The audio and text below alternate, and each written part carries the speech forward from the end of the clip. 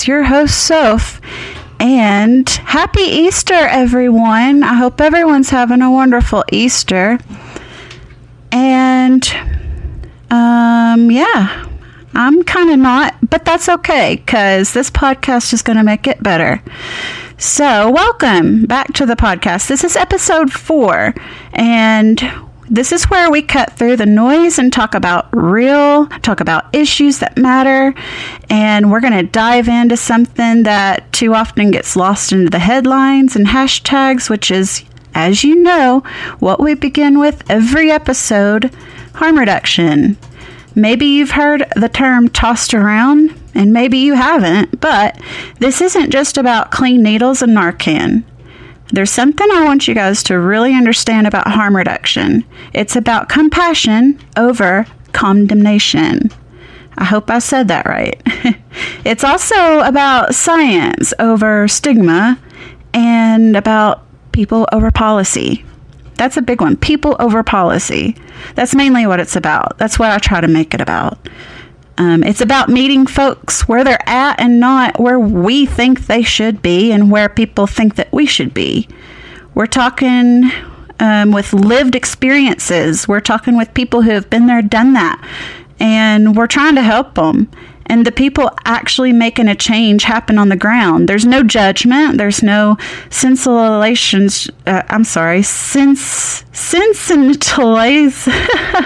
You know what? There's no judgment. Just truth, tools, and real talk. So, if you're listening, thank you for being here. If you're not, grab your headphones, stay curious, and let's get into it, okay? Jimmy, how are you? What's going on? I'm doing pretty good. Thank you for having me again. I really appreciate it. And happy Easter to you. I'm sorry to hear that you're not having a very good one, but we'll see if we can't change that. Happy Easter to you too. And I hope you are having a good one as well. I want to actually open the floor up about you and about your story. Can we get into that? Well, you caught me off guard, but I think we can do that. I think we've been trying to plan that for the past couple of podcasts, and we haven't gotten around to it. So, yeah, sure, why not? Let's do it. Go ahead. Okay, so everybody, hi, I'm Jimi Diesel. I'm a co-host here on So Fucking Podcast, and she's graciously allowed me to have my own segment, and I really appreciate it. On the first episode, I told you guys that I would go ahead and let you know about me later on down the road. Well, it's later on down the road, so let's get into it. I'm 48 years old. I've been married 3 times, divorced twice. I have 2 awesome kids. One's 21 and one is 15 going on fucking 30. And he's everything to me. He's my youngest son is the best person that I know on this planet. I love him to death, man. I don't know what I did to deserve him, because what you're about to find out about me is like, oh, wow, okay, yeah. So anyway, that's my bio. I live in Houston, Texas. I'm born and raised here. Went to Catholic school, Catholic grade school from kindergarten to 8th grade in Houston. So it was always Sunday church, sometimes Saturday church. So it was drilled into me. So all of you guys out there that have had parents like that or grew up in a family that was not so much Bible thumping, but I mean strict Catholic rules and whatnot, y'all know what I'm feeling. From grade school, I went to St. Thomas High School, which is an all-boy Catholic high school in Houston. So played football there.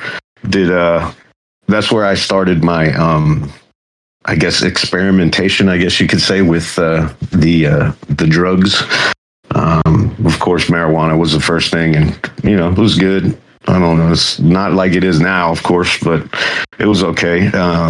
When I transferred from St. Thomas in Houston down to Harlingen, Texas, which is a Marine Military Academy there.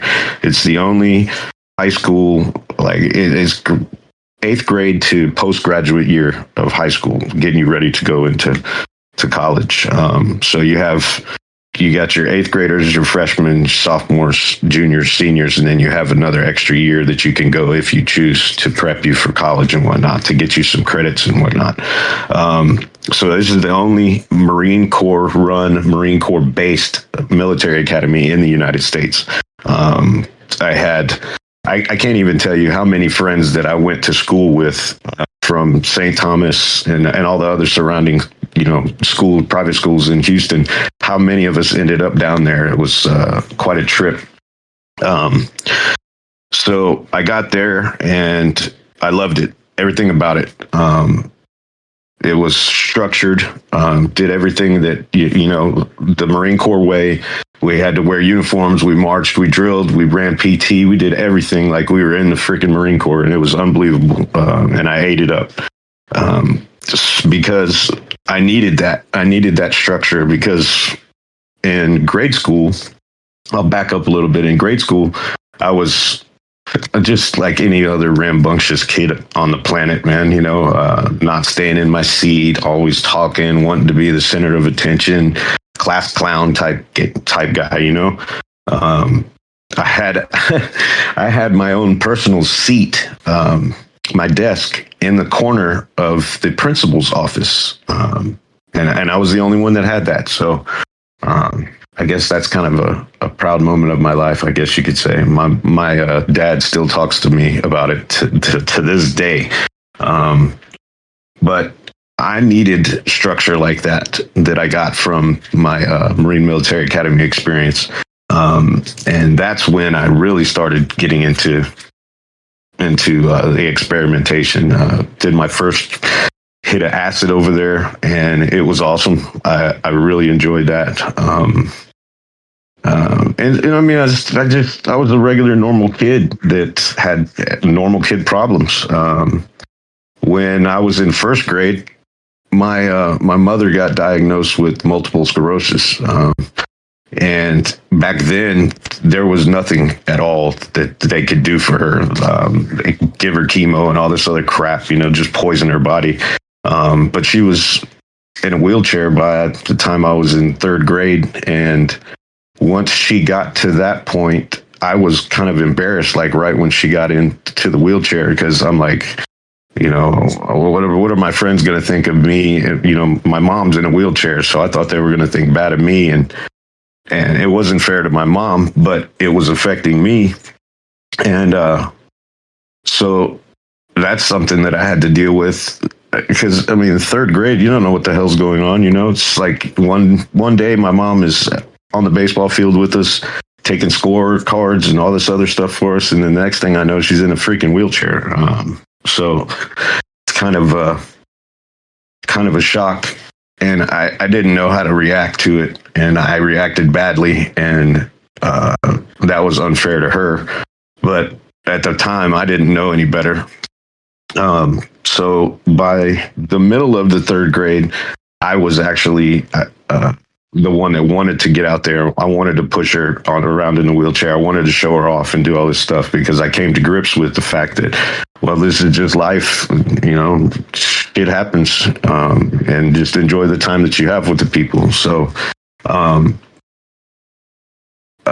that's, I guess that's, my mother's not around anymore. She died back in 2007 due to complications from the MS. And it was really strange because after I graduated from MMA, I went to University of Mississippi at Ole Miss, and I only went there for like a semester because I was just partying. I went to one class for like 30 minutes, and then I never went back.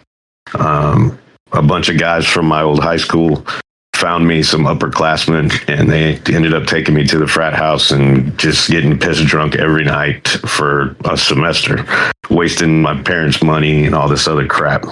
So when I decided that I've had enough of that party and shit, I went back to Houston, and I started working for my uncle, who had a sandwich shop, which was pretty well known in the Houston area as Jake's Philly Steaks. And I worked there for, I don't know, about 3 or 4 months, and I decided that this shit wasn't working for me. So one day I got up and I drove down to my dad's office downtown Houston. And I walked in and he's like, "What are you doing here?" And I told him, I said, "Well, I'm going to see if my Uncle Brian, who worked with my father, could take me over to the recruiting station," because he was a Marine too, along with my grandfather. So I was going to be third generation. And my dad's like, "Well, shit." He was just ecstatic at the fact that I was going to go join the Marine Corps. So I joined the Marine Corps, spent 13 years in there, went around the world, saw a whole bunch of shit, and really enjoyed my time. And yes, I miss it every single day. I wish I could go back, but I know that there's just no way in hell I would go ahead and adapt back to those ways again. I'm too far gone right now. So what was I talking about? So if I know I'm just rambling, am I making any sense right now? You are, and you're doing great. And I want to say I am so sorry to hear about your mother's passing. And I'm sure that put you through a traumatic experience at that age. And, you know, what you went through. Did it have any effect on you using drugs when you first started? It's funny that you asked that. Like back in, this was 2007. So what is that? 18 years ago, something like that. Yeah, if I can math right. Yeah. So I was 30 at that time, but I had just gotten out of the Marine Corps, and I had just gotten back that day that I got the phone call. I was at a girlfriend of mine's house that I was staying with her for a couple of days while I was just getting back into Houston. And I got the call, and I had my oldest with me at the time, and he was only back in 2007. So he was like 4, I think.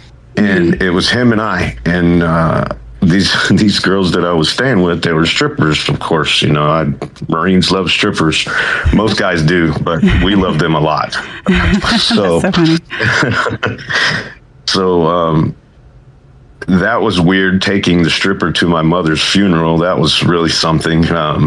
But yeah, it did affect me because my mother was my biggest fan, and she taught me MS-DOS back on the old Apple IIe computers, the green screen ones and stuff. She taught me that when I was, she taught me that when I was real little. She was just an awesome lady. Like, I used to take her out when I would come home on leave. She had a van that we could put her in, you know, and drive her around and stuff. There was the ramps and all that other crap. So when I would come in, I'd be like, "All right, Mom, come on, let's go. Let's get in the van and we're going to go drink some beer," because she loved Miller Lite, man. That was her favorite thing, dude. So we'd go eat at this Mexican food restaurant, and we'd drink Miller Lite and eat fajitas and enchiladas and shit. And it was a good time. And my mom was awesome, dude. She was a really cool lady. She was never hard on me. She was hard on me, but she wasn't a disciplinarian on me. My dad filled that role really well. But my mother, I guess I could say, if she was still around today, she'd be my best friend, man. She's an awesome lady. And that day was fucking bad. I can't imagine. My grandmother actually called me. I was like, looked at my phone, and I'm like, why is my grandmother calling me? Like, you know, like, hello? Hey, she's Jamie is what she used to call me. And she probably, if she was still around, she'd be calling me Jamie today. It could be 80 and she'd be calling me Jamie. But she's like, "Hey, they need you to come down and identify, you know, your mother." And I'm like, "What?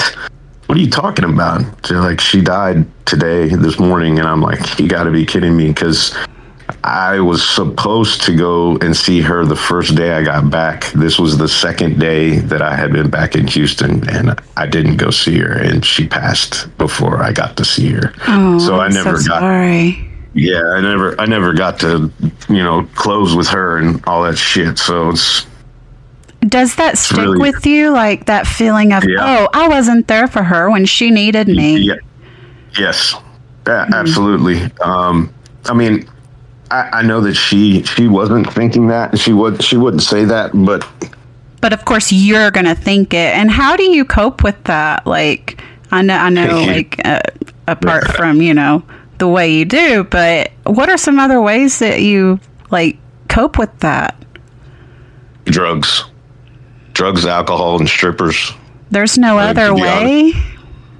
I mean, I'm sure there is, but there wasn't no other way for me. Okay. That's what I had at my disposal, and it took off. At that point right there is when I just went I went balls deep in the cocaine world, and it was cocaine and strip clubs and alcohol and messing with strippers, and it was every night it was a different one, and I'd sleep all day long, and then I'd get up, and the first thing I'd do is fucking snort me a fucking big old line, and then I'd jump in the shower, and, a lot of people don't realize that, but drugs is an escape for us, and drugs, like, it's something, hey, we get to spend time with this drug this morning when we wake up. It's the first thing we think about. It's the first thing we think about before we go to sleep at night, or if we go to sleep. It's what keeps our daily schedules the way that they are, so we don't have to think about the traumatic experiences that we've gone through. Exactly. I got a saying that I like to use is reality is for people who can't handle drugs. So I've heard that before. That's actually a popular. It's a good one. I don't think it's too popular, but it's really good. Yeah. I love it. I mean, it's the facts. I mean, you hit the nail right on the head. I mean, it's. I don't know if it's so much an escape from reality, because you're still here, I mean, you're still present in day-to-day life, but I mean, I think it kind of numbs your senses and kind of like helps you compartmentalize maybe, or even just block out everything that's bothering you when you're doing your drugs, Well, for me personally, it like gives me something to look forward to. It's like, oh yay, it's life sucks, but it's okay because I get to do my drug of choice at the, and it's a horrible thing, but I mean, shit, sometimes you just got to have what you gotta have to get through some things, whether you get through them or not, just depending, but yeah. I'm 100% on that. You're absolutely right. I have the same thought process as you do on that. It was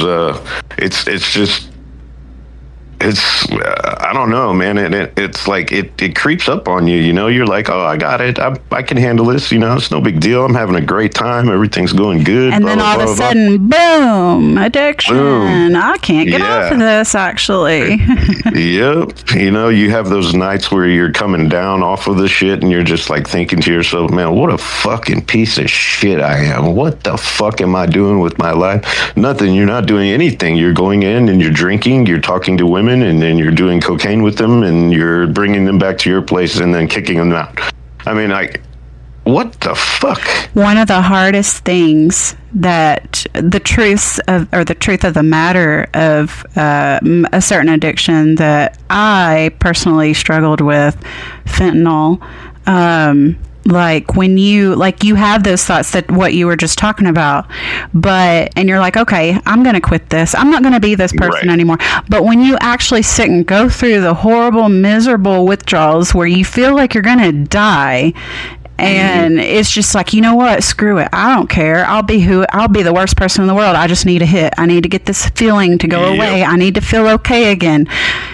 Yep. It's horrible, And one thing I wanted to ask you, what do you think of, the government and society and, talking or making drugs seem worse than they actually are? Like, just because drugs are bad or because society makes it that way. That's what I believe. No, I'm 100% on board with you, man. Like, this is ice, especially meth, whatever you want to call it, man. has a fucking horrible stigma on it, dude. Like, horrible. Like, okay, if you tell somebody that you do meth, then they're probably going to be like, oh shit, man, you like to steal copper wire and catalytic converters off of people's car, and you take fucking TVs apart and never put them back together. Like, no, dude, I have never done any of that shit, dude. Like, never. Like, I like to do my shit, and it actually, I can't smoke weed. Like, you remember in Friday where Chris Tucker is in Debo's chicken coop and he's like, yes. Okay, well, that's me when I smoke weed, dude. It just gets me fucking paranoid as shit. I think it's got something to do, because I know what you're talking about. It kind of has like a psychedelic effect on me, especially if I've been smoking meth and weed at the same time. It does not go good together. It's not a good mix. But speaking on the meth thing, I understand you completely. But this is not really funny. It's kind of sad. But every relationship that I've ever been in, or what have you, mainly relationships, they will be trying to get me off fentanyl. Them themselves are smoking meth, and that's okay. Hey, you can smoke all the meth you want, but you cannot do fentanyl because it causes so many overdoses. Well, I understand it causes overdoses. It's mainly because they have not had a prior addiction to the Roxy Percocets that were going around before the fentanyl came out. I had a tolerance, a very high tolerance to those before fentanyl. And now fentanyl comes out, and a person that does not have a tolerance, they start doing the fentanyl. Of course they're going to overdose because it's such a strong opioid. It's like 100 times stronger than morphine. But for me, and I try to explain to them, they don't care. They don't want to hear my explanation. They just want me to stop the fentanyl. It's a horrible, horrible drug. You can do all the meth you want. You can be a meth head, but you cannot be a pillhead. Like, well, come on. You're a bunch of fucking hypocrites, dude. It's like, exactly. It's like, somebody's telling me like they're a fucking alcoholic, right? They go to drink beer or alcohol every fucking day after work and do all this shit and get shit faced every night, but they're not an addict because they're not doing drugs. That's bullshit. You're an addict. The fucking alcohol is a drug. It's all legalized. So for you to tell me that I'm a piece of shit because I smoke weed or I do coke or I fucking shoot heroin or I fucking slam meth, whatever the fuck you want to say, man. Like, people just need to keep your fucking opinions to yourself and police yourself. Take accountability for your actions, man. Don't try to control everybody else's. Like, exactly. It's fucking ridiculous, man. I can't. There's CEOs of major multi-million-dollar companies that do meth every day. Mm-hmm. Every day. And they're not out there stealing fucking catalytic converters and shit. I mean, come on, dude. It's like I say, everybody's got their 10%, right? Mm-hmm. It doesn't matter what you are. You could be white, black, brown. I don't care. Everybody's got your pieces of shit. That's it. Every race, creed, color, whatever the fuck you want to say. So it just goes to say that, okay, as a meth addict, I definitely have my 10%ers too, because I've run into those tweakers. Like, I'm not a tweaker. Like, you can call me whatever you want to, but I'm not a tweaker, because I define tweaker as somebody that likes to go out there and do stupid shit and get all paranoid, break into people's houses and steal shit. I've never done that. I'll never do that.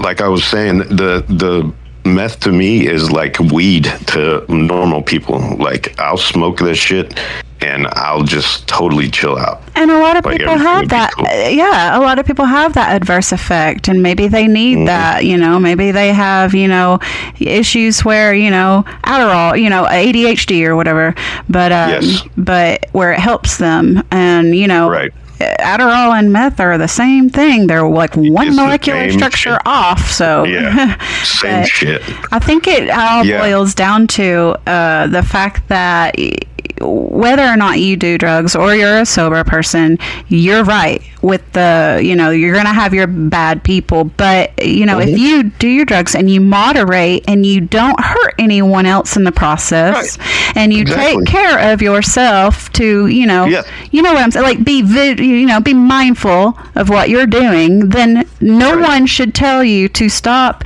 and you should be able to do what you want to do. Like I said, it all goes back to the whole, everyone makes it a bad thing, so therefore the stigma of it is a bad thing. Well, just because everyone, views it, and we've got the whole, government and galaxy and everyone in between thinking it's a bad thing, doesn't necessarily mean that you have to believe that. Mm-hmm. That's true. What's funny? I'm going to tell you guys something real quick, speaking on that. Okay, so I had okay, this is just going to have to come out and say it. My son knows that I smoke meth. I've smoked meth right in front of my son, my 15-year-old. Why, you ask? Well, it wasn't because I really wanted to. I didn't want to fucking bring it up to him, but he had a really, I guess, close family friend or family member, I guess. I'm trying to not divulge any information here, but she got in trouble. She got arrested for possession of meth, and she was terrified of how my son was going to view her. And I asked her, I said, hey, look, I understand your concern. Do you trust me? And she said, yes, of course, 100%. I said, okay, well, don't worry about it. I'll take care of it. She's like, how the fuck are you going to do that? Like, he didn't even know that she had been arrested for it yet. Like, it was still hush hush, but it had to come out sometime. And that's how I chose to broach the subject with him. Maybe it wasn't the right decision, but I'll tell you what, right now, my 15-year-old and I are so close. We're we could be brothers. He knows everything. I've never lied to that kid about anything. If he's ever asked me a question about anything, I tell him the truth. That will take your relationship far. There's nothing better than being open and honest with people. And that's how I was thinking about it. Man, I might as well just fucking come out and see, because I wanted to see his reaction and how it was going to affect him, and that way that I could gauge, for her what he was gonna feel. So I did, and he was just like, oh, well, son of a bitch. I mean, that's literally what he said. And usually they do.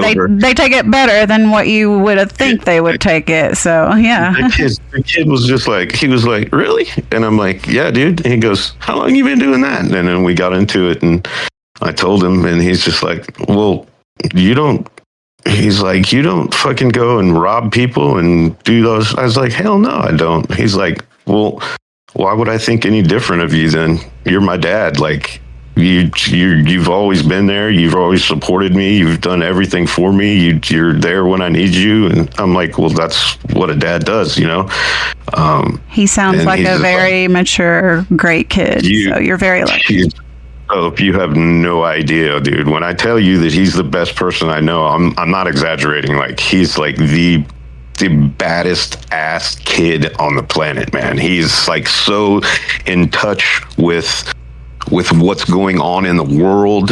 He gets it. He gets it. Most kids don't get it. They're just out of it, dude. But he gets it.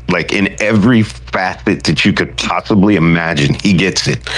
And it just amazes me that all the shit that I've done in my life, all the fucking bad choices, all the wrong choices, all the wrong turns that I've made, what the fuck did I do in God's eyes to deserve this child? I'm beside myself thankful for him allowing this kid to come into my life, because he saved my life. That little boy, when he was born, I was in a bad place, and he wasn't even supposed to happen. I got his mother pregnant, and she wasn't even supposed to get pregnant.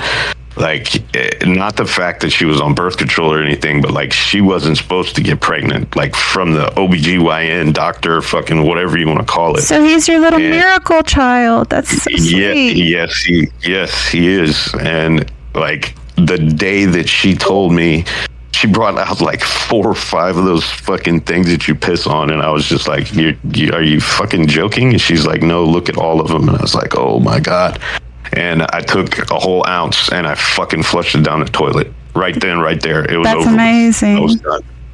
Yeah. So but bringing this out to him and allowing him to know me 100%, man, we have so much fun now, dude. Like, it's just all out in the open. He asks me anything he wants to know. He talks to me about his girlfriends. What should I do here? And I'm like, I don't know if I'm the best person to be talking to about relationships, buddy, but that's the best relationship to have with your kid. You don't want them afraid to ask you a question. You don't want, you want them, hey, talk to me about anything. Well, that means to not react in a negative way when they actually do. Right, and he does. He's fucking awesome. I love that kid to death, man. I could do a whole show on him alone. All the shit that we've been through. So that's where was I? Left off at Marine Corps, and then my mom died. I went through 2 divorces. And those were all convoluted and shit too. I mean, it was drug fueled. Just, man. I mean, I don't think I've had a clean fucking relationship since, 2000. I think was my last like clean one, and I fucked that one all up because I chose to do something stupid and go see this other chick while my girlfriend was out of town like a dumbass. So, I mean, I accept responsibility for it, and I still to this day, when I talk to her every once in a while in a blue moon, I always apologize. I'm like, hey, I'm sorry, I fucked up. Like, she's like, yeah, you did, and I'm like, yep, I know, I'll be forever fucking sorry for that.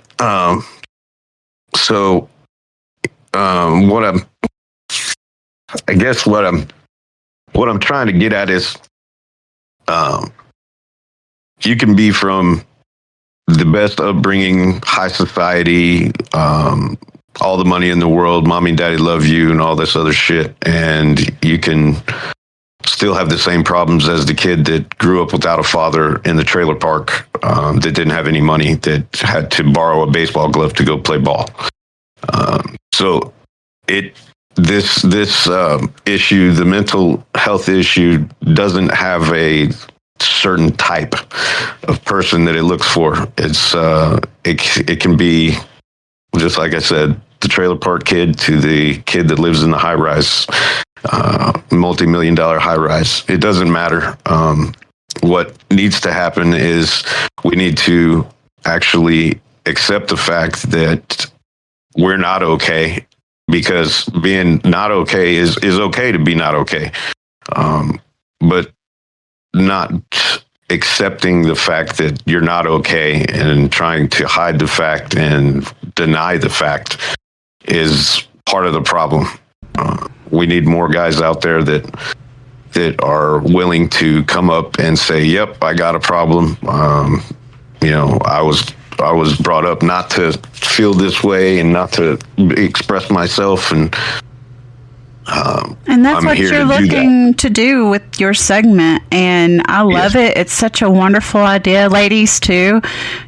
Come up and I'll interview you, ladies. But yeah, you need to admit you've got a problem. You need to put it out there. Don't be afraid and run from it. And hey, you're going to help someone else out in the long run in the process of while you're doing that, while you're getting it off your chest. So it's going to. I mean, you're helping yourself, and you could be helping half a dozen to a dozen more people that just hear your story and relate to you. Yep. It's just it's hard to come to grips because I was brought up that way. I was brought up not to show my feelings and not to express myself. Be a competitive sports guy and get out there and go show your emotions sports wise, but don't show your emotions when you're sad or you're unhappy or you're angry or whatever, displeased or whatever you want to call it. But don't show me that you're sad and cry. I don't ever want to hear you cry. It's why not, dude? I was at a Astros baseball game last night with my son and I was so happy to be at that park with him because I love baseball so much, and I got to share that with my son. And I was so overcome with joy. I couldn't stop like the tears coming out of my eyes. I wasn't like crying, but my eyes were watering like crazy, and my voice was stuttering, and I had a frog in my throat every once in a while when I talked to him and stuff because I was overjoyed with it, and I was not ashamed to sit there in front of him. He's like, "Why are you crying?" And I was like, "Dude, I'm just happy to be here. Like, this is fucking fantastic, And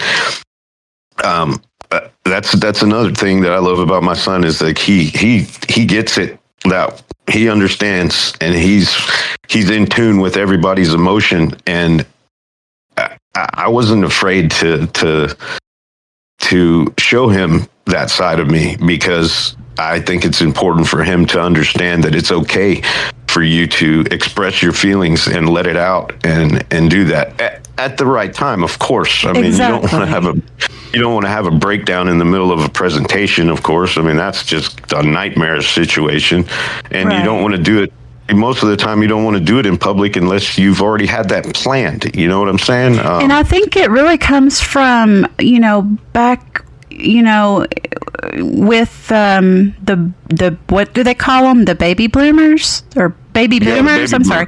Yeah. I think it comes from there, and then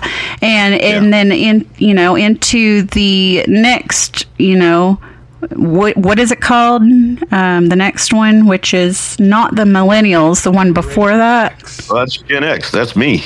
Okay, yes. And you guys, and it's funny that you do not have that issue because a lot of Gen Xers, I know myself, they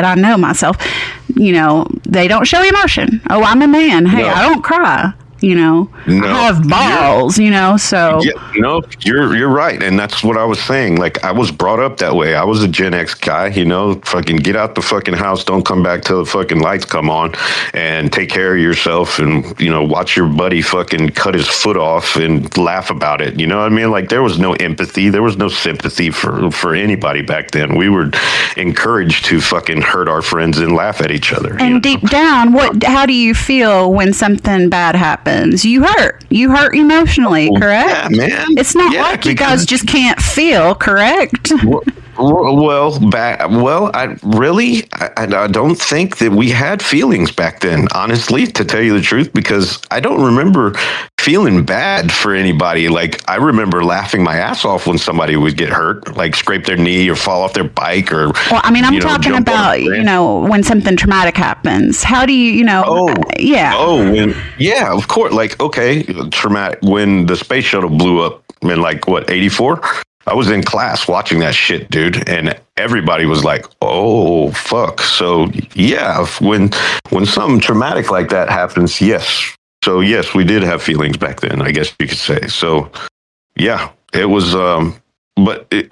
Growing up, that's what we were told. You don't have feelings, blah blah blah blah blah. But I guess it was in the past couple 2-3 years, maybe, that I came to grips with dude, I think it was I had a I guess you could say I had a breakdown. I don't know if it was a nervous breakdown or whatever, but I had one of those cries where I had snot coming down to my knees, out of my nose, and I couldn't stop crying, and I just kept crying and crying. I mean, it was the ugly cry, the woo. Fucking howling, and you probably needed it from all the past times of holding it in. Yeah, and that's what I came to realize was that holy shit, man! And like after that cry, You like felt immediately, amazing. I was just like, oh my! And I was still, slinging snot all over the place and Yeah. trying to freaking dry my eyes, and I was like laughing at that point, like, oh my god, this feels so good! Like I cannot believe how good this feels to just let it out, man. And Yeah. it's not Yeah. like it's not like I let it out. It came out and I couldn't fucking stop it. It You just know, did for like. sorry to cut you. Go ahead. My mother says to me that tears are what heals you. And I honestly believe that. I mean, that makes sense.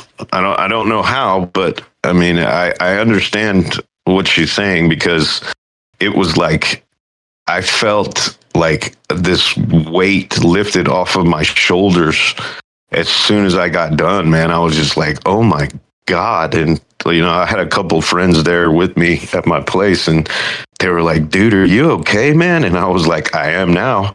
Like, fuck, it was relief to the greatest degree. It was amazing. And I'm going to be the first female to tell you it does not make you gay to cry and show emotion. Men, please quit Right. thinking that.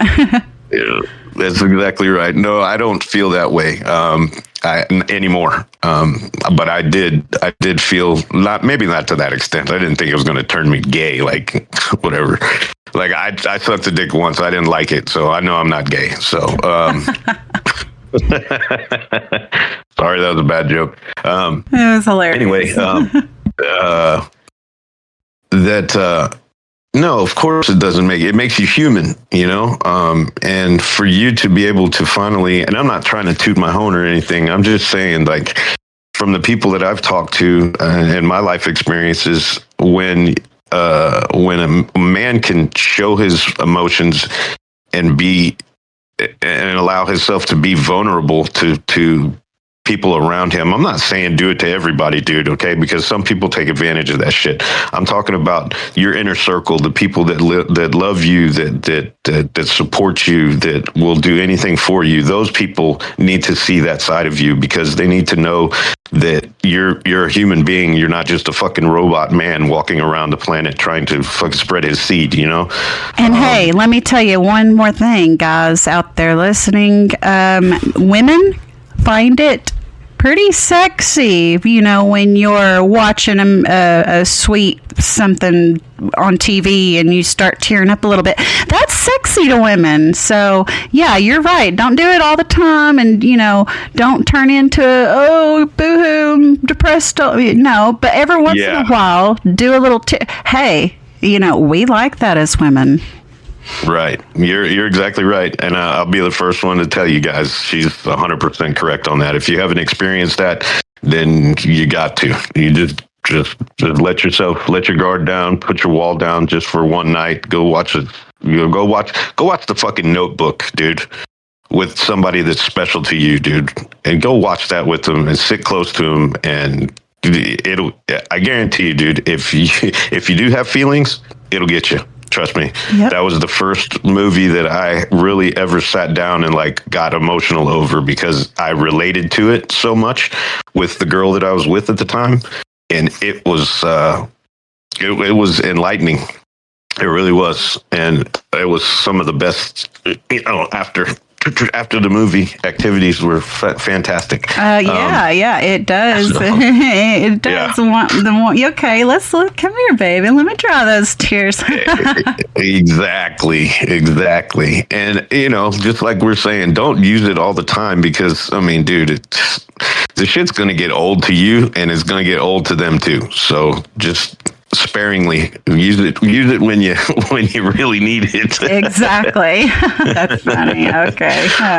But don't be afraid to use it. Don't be afraid to let it out sometimes, man. And you don't have to be with anybody to do it. You can do it by yourself if that's what you want to do it by yourself, man. Be vulnerable to yourself, because if you can be vulnerable to yourself, then you can be vulnerable to other people too. I really have a strong I guess, outlook on this podcast. I know the structure and whatnot that we have right now is not the end all. Like, I don't. It's going to progress, and I have this great vision of fucking changing the world. Really, I want to help as many guys as I can. I want to help them realize that it's okay to show emotion. It's okay to talk about your problems. It's okay to express yourself in ways that you were told not to. That's what we're here to do, guys. We want to help you. We want to help you help others. We want to, make it like a for ongoing line down the road, Yes. So yes, stretch forever. Like, if you got an issue, come up here and share it. Yes, absolutely. We'd love to hear it. We'd love to help you through it if you want to get through it. If you don't want to get through it and you just want to talk about it, dude, fucking let's go. I told Soph the first time that we met about and talked about this podcast that if we can keep the barrel out of one dude's mouth a day, we've done our job. Done our job, absolutely. That's what we set out to do. We stop one guy from ending his life, because there's no reason on this planet, dude. And I've been to a lot of dark places. I've seen a lot of dark shit, and I've known a lot of people that have seen some darker shit. There's no reason for you to take your own life at all. There's no reason on the planet for that. You can talk through it with somebody. Sucks, but your life is precious, yes, man. Exactly. Every life is precious, no matter who you are. It doesn't matter what you've done. I don't care. It ain't worth it, because if you really think about it, okay, you're taking the easy way out. That's the easy way out. If you want to be a quitter, then that's what you do. But I know the people that are listening, and I know, most of the people of the world, they're not quitters. Yes, like Soph said, life sucks. Life sucks for everybody, though. It's not just you. You might think it is sometimes, because God knows that I've thought that before. That's when you need to come talk to us, and we'll inform you. Hey, it's not just you. We're fucked up too. Exactly. We'll get through it all together. Dysfunctional family. Yes, exactly. And guys, I'm going to go ahead and wrap it up, man. But I've got my phone number. Soph has posted it. Yep, it is in the podcast episodes channel, along in the headlines as well. So under the important info fuck it category, it's under there. There you go. And you guys call anytime, text if you want. If you don't want to talk, that's fine. I know there's a lot of people out there that don't like to talk on the phone, but they love to text. So if that's what you want to do, if you need to talk to somebody, you want to reach out, my number's right there. You just give me a call, man. And if I'm not, the only reason why I wouldn't answer is if I'm dead to the world or I'm on the toilet. That's it. Any other time, I'll answer my phone. All right. Well, hey, wow. Big love and deep gratitude to you, Jimmy. You're awesome for showing up and sharing your truth.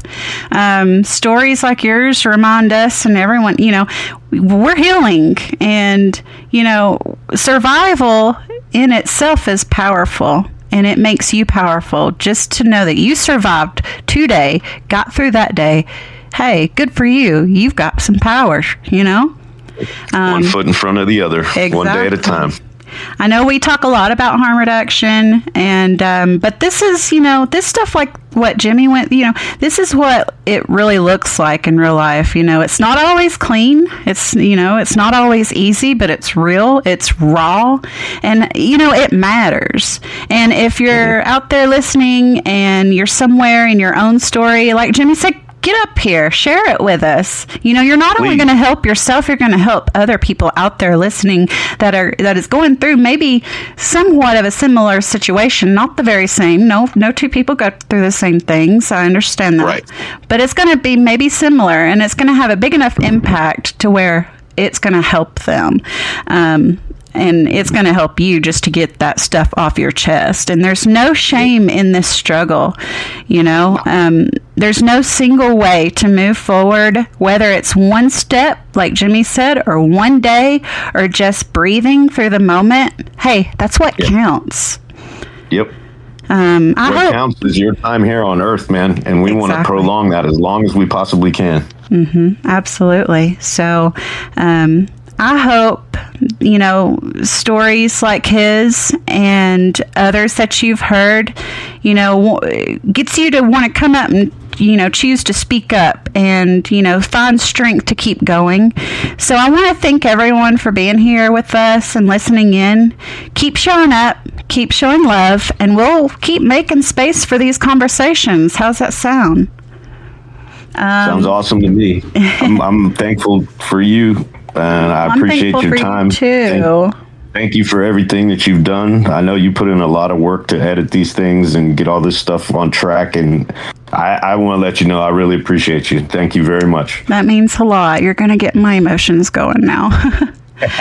Oh goodness! Hey, that's good though. That's healing taking place. We're not ashamed up here to start crying. We're not ashamed. We speak the truth. So fuck it. Get it out there. There we go.